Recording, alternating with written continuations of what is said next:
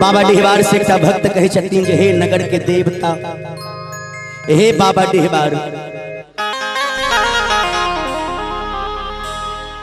सबके जे जलियई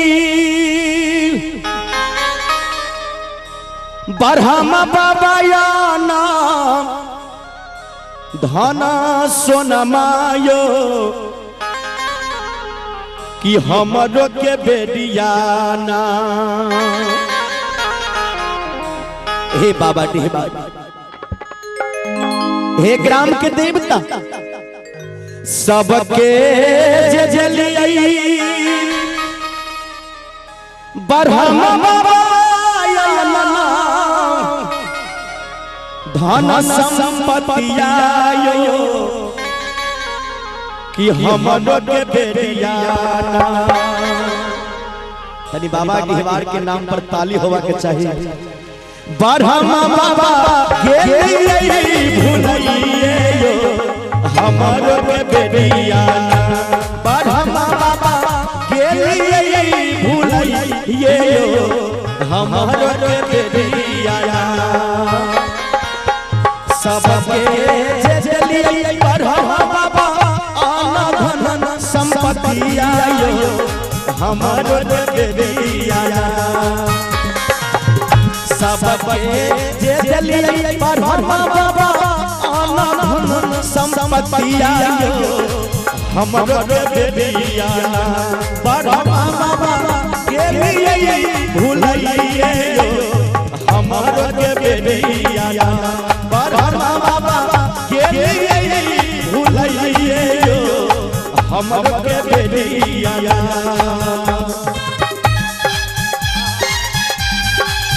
जय हो।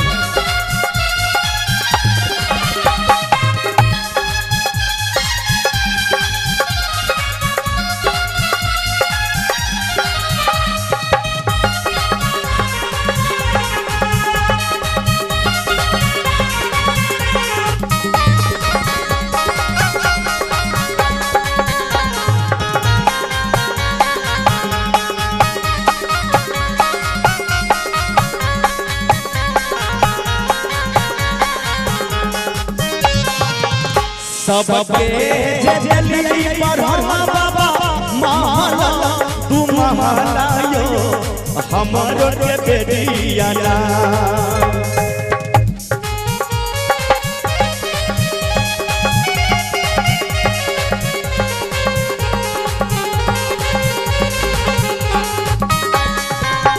सबके जे जलियई बरहमा बाबा महला तू महला यो हमरो के बेरियाना। बरहमा बाबा के भूलिए यो हमरो के बेरियाना। बरहमा बाबा के भूलिए यो हमरो के बेरियाना।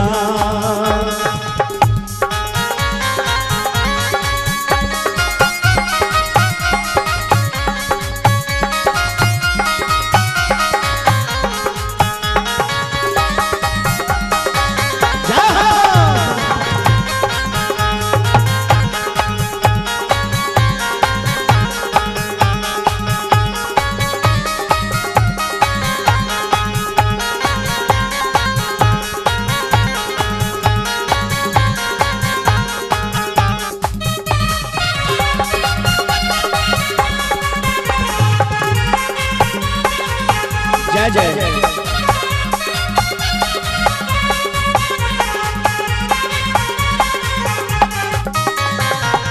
सबके जे जलियई बरहमा बाबा गोदी में बलकवायो हमरो के बेरियाना।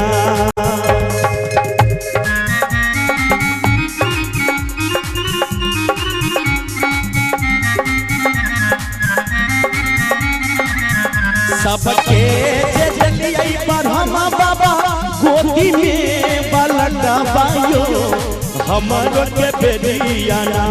बरहमा बाबा के भूलिए यो हमरो के बेरियाना। बरहमा बाबा के भूलिए यो हमरो के बेरियाना। आ आवा हो बाबा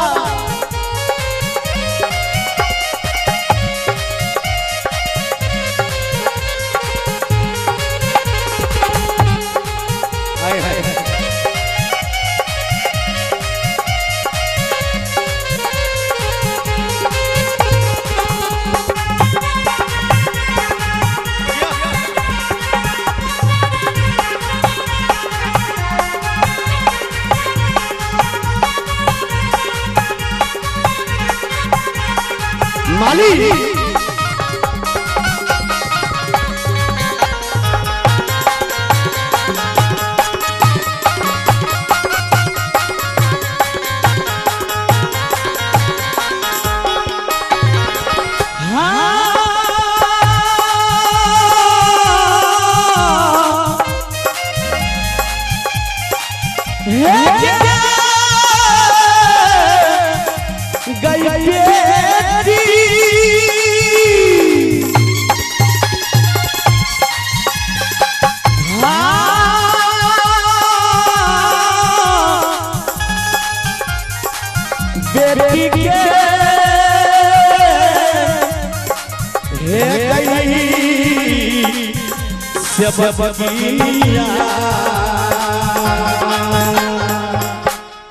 बाबा डिहबार साक्षात कोई भक्त के दर्शन दे छे कह छे गे बेटी गे सोना गे दिलियौ में दिलियौ तोरा भक्ति से हम बहुत खुशी छियो बेटी मांग तू हमरा से केहन वरदान मांगी छी गे दिलियौ में दिलियौ गई बेटी महला तू महला के कि तोहरो के दिलियो ना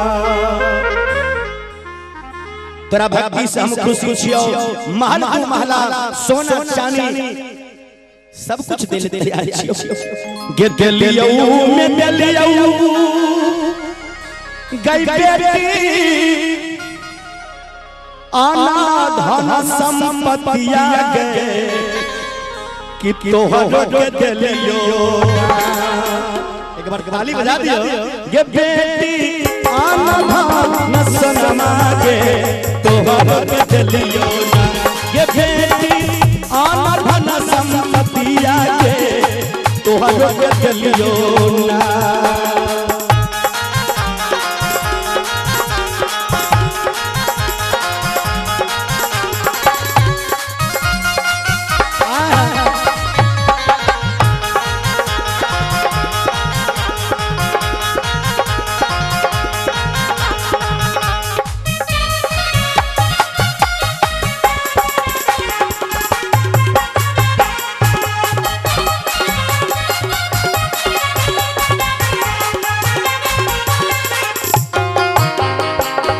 दिलियो में दिलियो बेटी गोदी में बाला दबा के तोहरो के दिलियो ना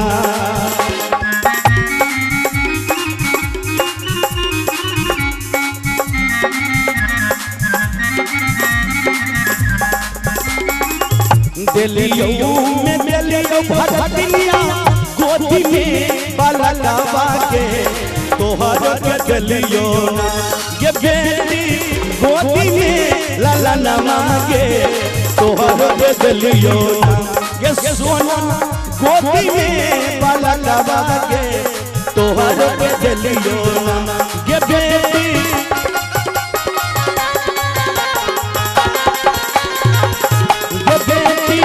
आना धन संपत्तिया गे तोहरो के दिलियो ना ये बेटी महला तू महला के तोहरो के दिलियो ना बेटी गोदी में बलकवा